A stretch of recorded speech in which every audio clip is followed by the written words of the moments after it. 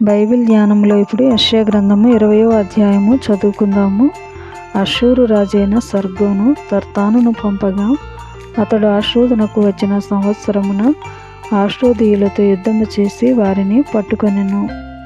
ఆ కాలమున యెహోవా ఆమోజు కుమారుడైన యెషయా ద్వారా ఈలాగు సెలవిచ్చెను.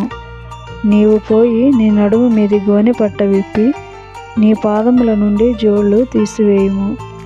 అతడు అలాగు చేసి దిగంబరి అయి జోళ్ళు లేకయే నడుచుచుండగా యెహోవా నా సేవకుడైన యెషయా ఐగుప్తును గూర్చియు కూషును గూర్చియు సూచనగాను సాదృశ్యముగాను 3 సంవత్సరములు దిగంబరి అయి జోడు లేకయే నడుచుచున్న ప్రకారము అష్షూరు రాజు చెరపట్టబడిన ఐగుప్తీయులను తమ దేశము నుండి కొనుపోబడిన కూషీయులను పిన్నలను పెద్దలను దిగంబరులను గాను చెప్పులు లేని వారిని గాను పట్టుకొని పోవును.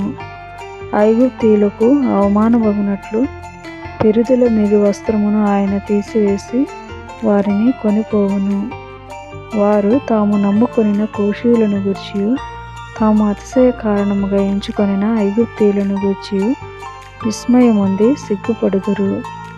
ఆ దినమున సముద్ర తీర నివాసులు అష్షూరు రాజు చేతిలో నుండి విడిపింపబడవలెనని సహాయము కొరకు మనము పారిపోయి ఆశ్రయించిన వారికి ఇలాగూ సంభవించినదే, మనమెట్లు తప్పించుకొనగలమని చెప్పుకొందురు.